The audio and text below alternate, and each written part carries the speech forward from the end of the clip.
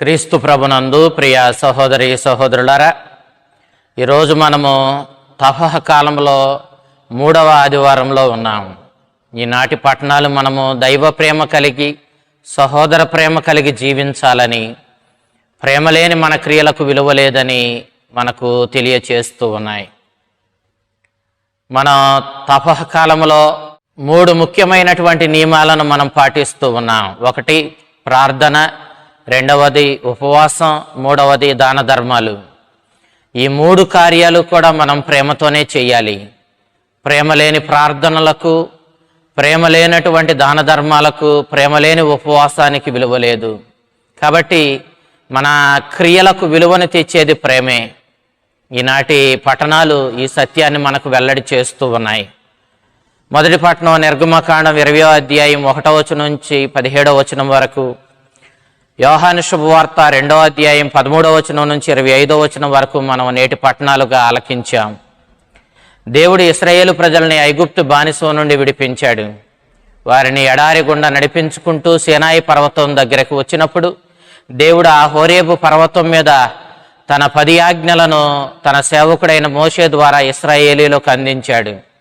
మీరు ఈ 10 ఆజ్ఞలను మీ జీవితంలో పాటించాలని, మీ నైతిక విలువలకు ఈ 10 ఆజ్ఞలే పునాదులుగా ఉంటాయని, ఈ ప్రేమే మీ జీవితంలో పునాది అని, అటు దైవ ప్రేమ సహోదర ప్రేమ మీరు కలిగి జీవించడం ద్వారా, మీరు ఈ 10 ఆజ్ఞలను పాటించడం ద్వారా మీరు దీవించబడతారు. అంతేకాదు ఆ యొక్క కానాను దేశంలో, ఆ వాగ్దాన భూమిలో మీరు మీ బిడ్డలు కూడా సుఖ సంతోషాలతో జీవించగలుగుతారు. మిమ్మల్ని మీ శత్రువుల నుండి నేను కాపాడతాను, మిమ్మల్ని సంరక్షించి మీ వెన్నంటే ఉండి మిమ్మల్ని సర్వదా కాచి కాపాడతానని దేవుడు వాగ్దానం చేశాడు. ప్రియ దేవుని బిడ్డలారా, ఈ 10 ఆజ్ఞలు దేవుని ఎడల మానవుని యొక్క బాధ్యతను, రెండవది తోటి నరుడి ఎడల మానవునికి ఉండవలసినటువంటి కర్తవ్యాన్ని వెల్లడి చేస్తూ ఉన్నాయి. అనగా దైవ ప్రేమ సహోదర ప్రేమ కలిగి జీవించాలని ఈ 10 ఆజ్ఞలు మనల్ని కోరుతూ ఉన్నాయి. ఐగుప్తులోను, బబిలోనియాలోను, అస్సిరియా ప్రాంతంలోను ఇలాంటి ఆజ్ఞలు ప్రజలకు ఉన్నాయి. కానీ ఇశ్రాయేలీలకు ఇవ్వబడిన ఈ 10 ఆజ్ఞలు స్వయంగా దేవుడు ఇచ్చినవి. అంతేకాదు యావే ఒక్కడే వాళ్ళ దైవమని, ఆ దైవం చెప్పిన ఈ ఆజ్ఞలను వాళ్ళు తూచా తప్పకుండా పాటించవలసిన వాళ్ళై ఉన్నారని మనము ఇశ్రాయేలీలకు ఇవ్వబడిన ఈ నిబంధనను బట్టి మనం గ్రహిస్తూ ఉన్నాం. ఇతర దేశాలలో, ఐగుప్తులో, బబిలోనియాలో, అస్సిరియాలో వాళ్ళకు నియమాలు ఉన్నప్పటికీ ఒకే ఒక్క దైవం, ఆ దైవమే ఈ నియమాలు ఇవ్వడం అనేటటువంటి విధానము వారిలో మనకి కనిపించదు. ఇశ్రాయేలీలు యావే ఒక్కడే దైవమని గుర్తించి, యావే ఒక్కడే వారిని ఐగుప్తు బానిసత్వం నుండి విడిపించాడని, అతడే వారిని నడిపించుకుని వెళ్ళి వాళ్ళ యొక్క వాగ్దాన భూమికి చేర్చాడని, అతడే సర్వ సృష్టికి కర్త అని, నిజమైన దైవమని, అన్ని దేశాలకు వేరువేరు దేవుళ్ళు ఉన్నా ఆ ప్రాంతీయ దైవాలు ఉత్తి విగ్రహాలేనని, వాటితో యావేని ఏ విధంగానూ పోల్చడానికి వారికి ఏ అర్హత లేదని, ఆ విగ్రహాలన్నీ కూడా చెక్కతోనో లోహాలతోనో లేక రాతితోనో చేయబడినవే తప్ప నిజమైన దైవాలు అవి కావని ఈనాడు మనకి స్పష్టంగా దేవుని వాక్యం మనకు తెలియచేస్తూ ఉంది. మానవుడు తాను ఇచ్చినటువంటి ఈ ఆకారాన్ని, ఈ విగ్రహాన్ని దేవుడని భావించాడే తప్ప నిజానికి అవి దేవుళ్ళు కాదన్న విషయాన్ని గ్రహించాలి. అందుకే దేవుడు, మీరు నాకు ఏ రూపాన్ని ఇవ్వవద్దు, నాకు ఏ రూపాన్ని ఇచ్చి నన్ను ఆరాధించడానికి చూడవద్దని చెప్పడాన్ని మనం చూస్తూ ఉన్నాం. ఆ విధంగా మీరు నాకు ఒక ఆకారాన్ని ఇచ్చి మీరు ఆరాధించడానికి చూస్తే మీరు శిక్షకు గురి అవుతారని దేవుడు స్వయంగా చెప్పడాన్ని మనం చూస్తూ ఉన్నాం. ఈ వాక్యంలో తండ్రుల యొక్క విశ్వాసాన్ని బిడ్డలు అనుసరించవలసిన వాళ్ళై ఉన్నారని, లేనిచో తండ్రుల తప్పులకు బిడ్డలను శిక్షిస్తానని దేవుడు చెప్పడాన్ని మనం 20వ అధ్యాయం 5వ వచనంలో మనం చూస్తూ ఉన్నాం. ఈ విషయాన్ని మనం అర్థం చేసుకోవాలి.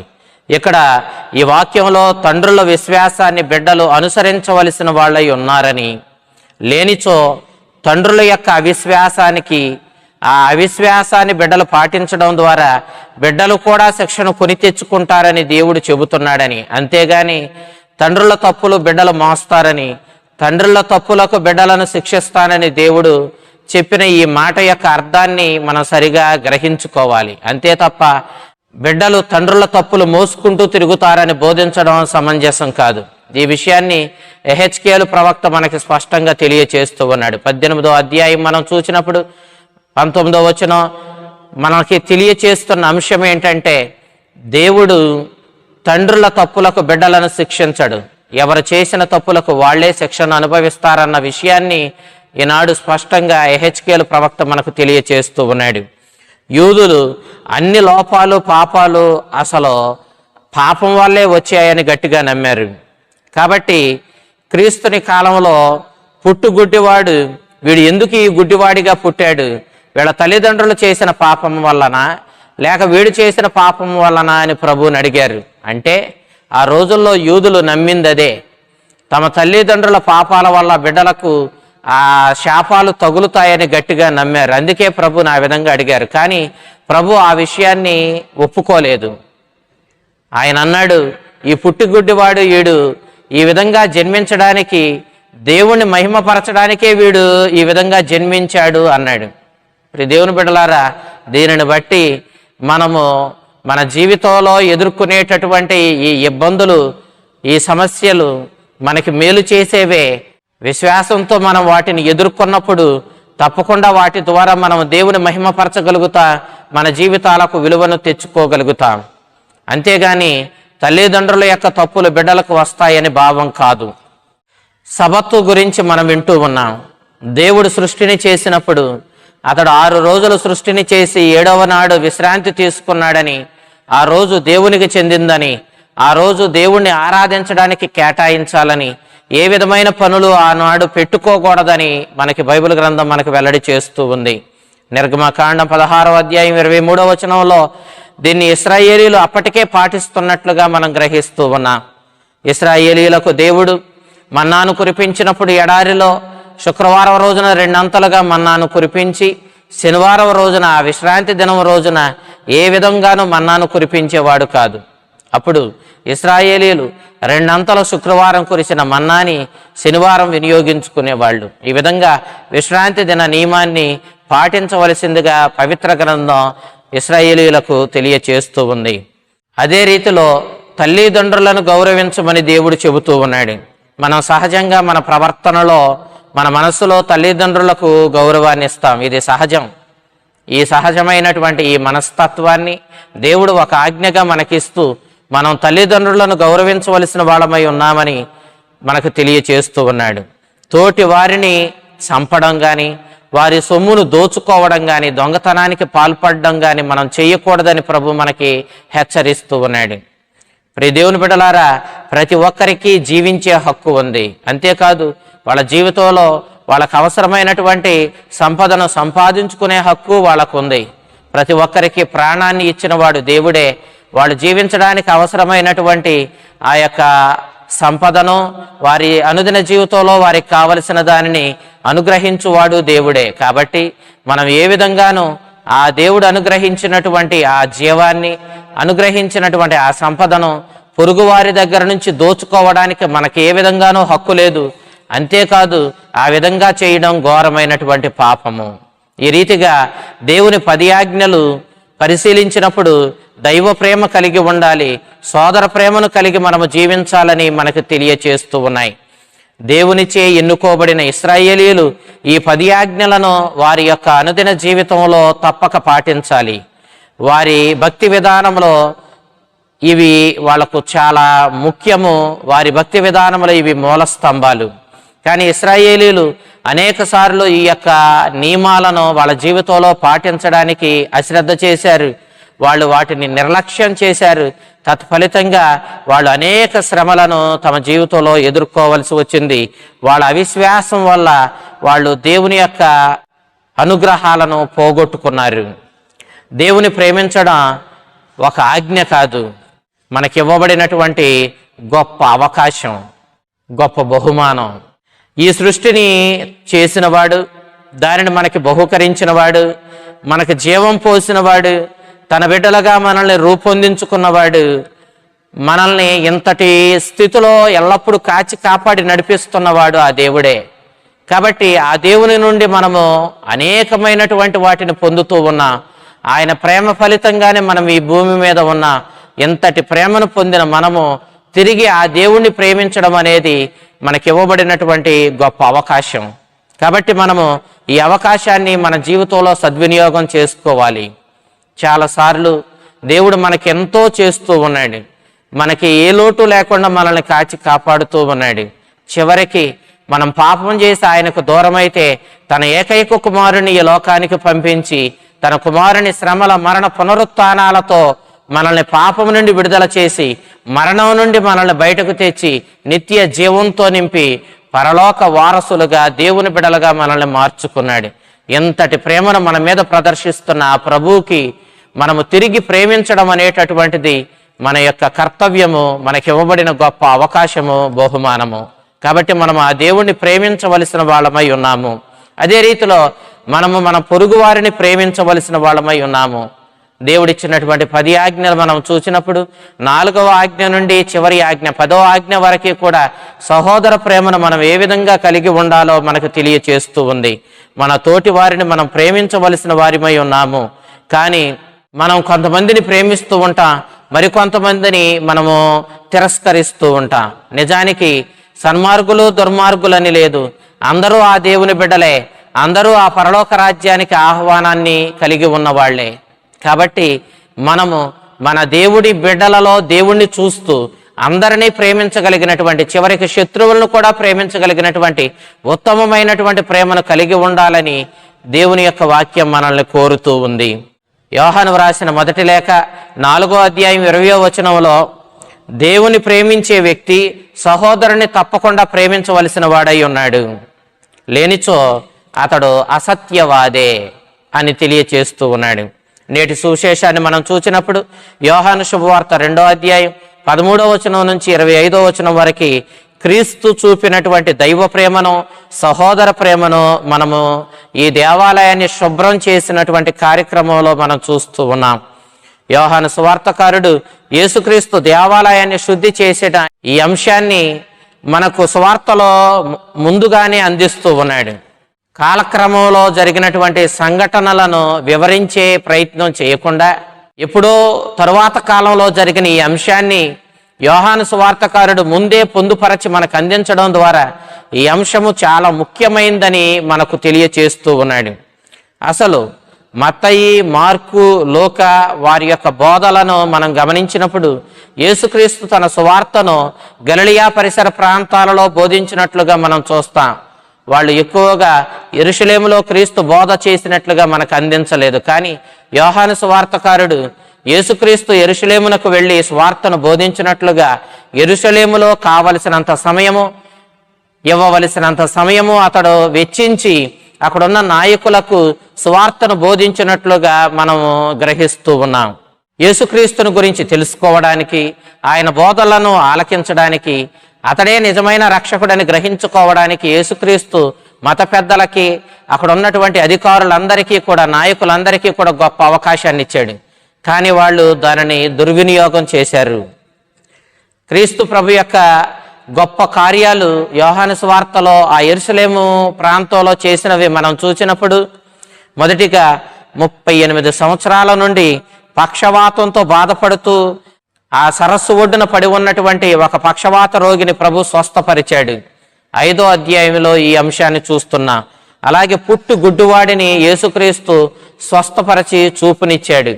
9వ అధ్యాయంలో ఈ అంశాన్ని మనం చూస్తూ ఉన్నాం. అదే రీతిలో అప్పటికి చనిపోయి 4 రోజులైనప్పటికీ మరణించిన లాజరును ఒక్క మాటతో సమాధి నుంచి వెలుపలకు పిలిచాడు. లాజరు ప్రాణం పోసుకొని మరలా సమాధి నుండి బయటకు వచ్చాడు.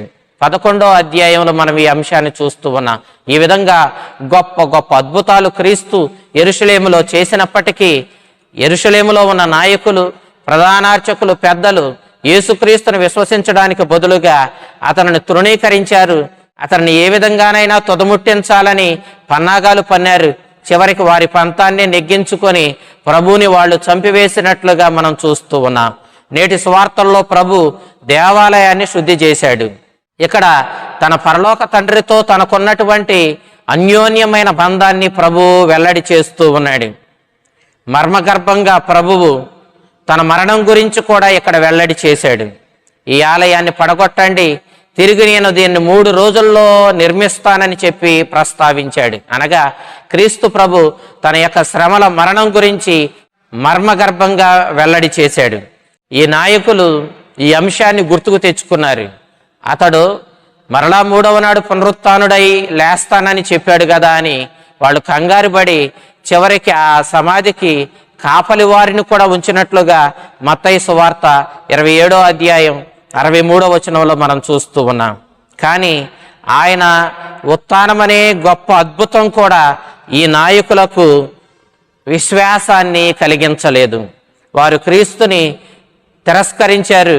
ఉత్థానమనే గొప్ప అద్భుతం చూచి కూడా వాళ్ళు ప్రభుని విశ్వసించడానికి ముందుకు రాలేదు. యేసుక్రీస్తు దేవాలయాన్ని శుద్ధి చేసినప్పుడు అక్కడి అంశాన్ని మనం గమనించాలి. అసలు దేవాలయం ఏ విధంగా నిర్మించబడిందో మనం చూసినప్పుడు అందులో 4 భాగాలుగా ఆ దేవాలయం నిర్మించబడింది. ఒకటి హోలీ ఆఫ్ హోలీస్, అతి పవిత్రమైనటువంటి స్థలము. ఇక్కడ దేవుని యొక్క నిబంధన ఉంచబడేది. అది పవిత్రమైన స్థలం కాబట్టి ఆ స్థలంలోనికి వెళ్లకుండా ఒక తెర ఏర్పాటు చేయబడి ఉండేది. ఆ అతి పవిత్రమైనటువంటి స్థలంలోనికి ప్రధానార్చకుడు ఒక్కడే సంవత్సరానికి ఒకసారి పాస్కా సందర్భంలో వెళ్ళి అక్కడ దేవునికి బలి అర్పించి ఆ ప్రదేశాన్ని శుద్ధి చేసి వస్తూ ఉండేవాడు. ప్రియ దేవుని బిడ్డలారా, ఇక 2వ భాగాన్ని చూసినప్పుడు ప్రజలు తీసుకుని వచ్చి అర్పించేటటువంటి జంతువులను బలి చేసేటటువంటి దీపము ఉంచబడినటువంటి ప్రత్యేకమైనటువంటి 2వ స్థలము, బలులు అర్పించే స్థలము, పీఠం ఉన్న స్థలము. ఇక 3వ స్థలము మేము నీతిమంతులమని ధర్మశాస్త్రాన్ని పాటిస్తున్నామని గర్వపడేటటువంటి పరిసయ్యులు, ధర్మశాస్త్ర బోధకులు, గొప్ప నాయకులు సరాసరి వెళ్ళగలిగినటువంటి స్థలము 3వ స్థలము. ఇక 4వ స్థలము పాపాత్ములుగా పరిగణించబడి ఏ విధంగానూ దేవుని ధర్మశాస్త్రాన్ని పాటించని వాళ్ళని చెప్పబడేటటువంటి సుంకరుల వంటి వాళ్ళు వెళ్ళేటటువంటి 4వ స్థలము. ఈనాడు ఈ 4వ ప్రాంతంలోనే, దేవాలయములో ఉన్నటువంటి చిట్ట చివరి ఈ ప్రాంతంలోనే జంతువులను బలి అర్పించడానికి తీసుకుని వచ్చి అక్కడ వ్యాపారం చేసేవాళ్ళు. గొర్రెలను, మేకలను, ఎద్దులను, పావురాలను తీసుకుని వచ్చి అక్కడ అమ్మడానికి సిద్ధపరిచి ఉంచేవాళ్ళు. అదేవిధంగా నాణాలను మార్చుకోవడానికి కూడా అక్కడ కొన్ని కొట్లు ఏర్పాటు చేయబడి ఉండేవి. అయితే దేవాలయంలో అర్పించే జంతువులను దూర ప్రాంతం నుంచి తీసుకుని రావడం కష్టం కాబట్టి అక్కడ దేవాలయంలో బలి అర్పించడానికి కావలసిన జంతువులు ఉంచే ప్రదేశంలో ఆ జంతువులను కొనుక్కొని దేవాలయంలో వాటిని కానుకగా అర్పించేవాళ్ళు. అయితే యూదుల నాణాలైనటువంటి షెకెల్స్ని ఆ దేవాలయంలో వాడాలి. రోమీయుల నాణాన్ని అక్కడ వాడడానికి లేదు. కాబట్టి ఈ రోమీయుల నాణాన్ని, అనగా చక్రవర్తి అయినటువంటి కైసరు చక్రవర్తి యొక్క రూప నామధేయాలు ఉన్నటువంటి ఆ యొక్క నాణాన్ని తీసుకుని వచ్చి ప్రజలు ఇక్కడ దేవాలయంలో ఉంచబడినటువంటి యూదుల షెకెల్స్లోనికి వాటిని మార్చుకొని అక్కడ దేవాలయంలో కానుకగా ఇచ్చేవాళ్ళు. దేవాలయంలో బలి అర్పించినప్పుడు ఇచ్చే కానుకలు కూడా యూదుల షెకెల్స్లోనే ఇవ్వాలి. కాబట్టి ఈ నాణాలు మార్చుకోవడానికి అక్కడ కొన్ని కొట్టులు ఉండేవి. అయితే యేసుక్రీస్తు దేవాలయానికి వెళ్ళినప్పుడు అక్కడ జరుగుతున్నటువంటి ఈ సంత అంతా చూచాడు. అతనికి చాలా బాధ కలిగింది. అందుకే అతడు కొరడాపేని జంతువులన్నిటినీ కూడా బయటకు తోలివేశాడు. పావురాలను అక్కడి నుంచి తీసివేయమన్నాడు.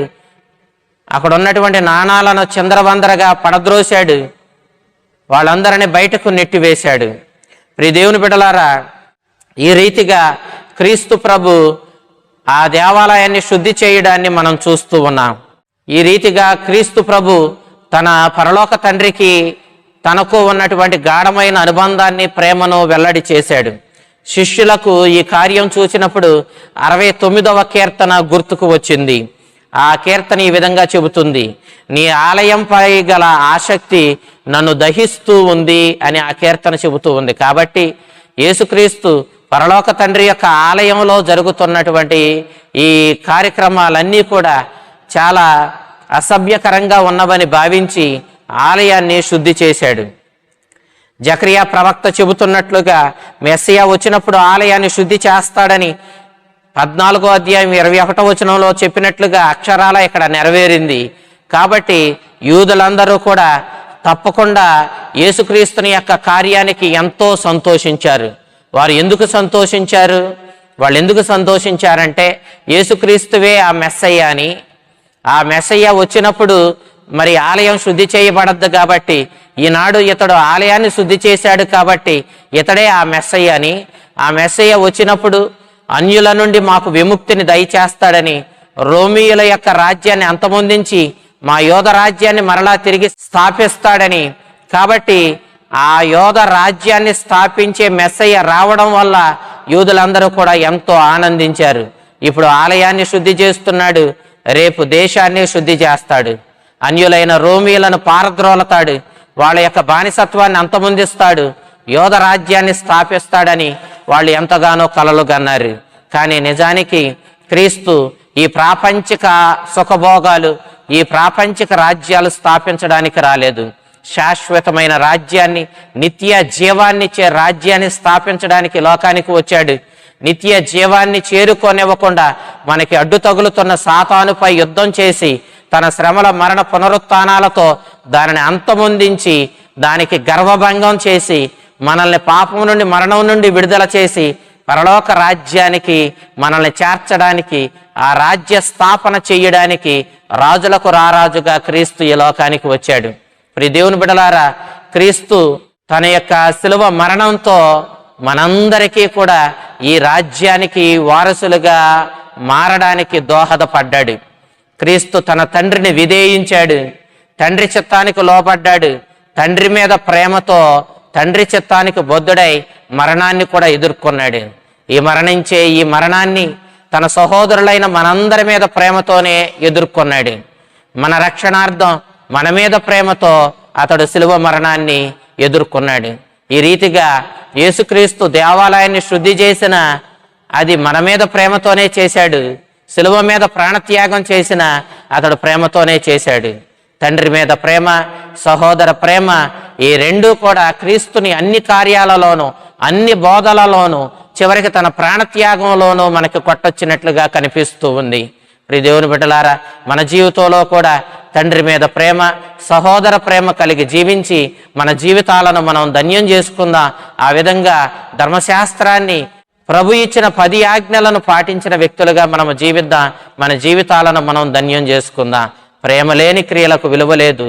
ఆ ప్రేమను మనకు నేర్పించమని, ప్రేమతో శిలువ మీద ప్రాణత్యాగం చేసిన ప్రభు యొక్క ప్రాణత్యాగంలో దాగి ఉన్న ప్రేమను గుర్తించి ఆ ప్రేమను పాటించి మన జీవితాలను ధన్యం చేసుకుందాం. ఈ తపః కాలాన్ని ప్రేమ కాలంగా పాటించుకొని మన జీవితాలకు విలువను పెంపొందించుకుందాం.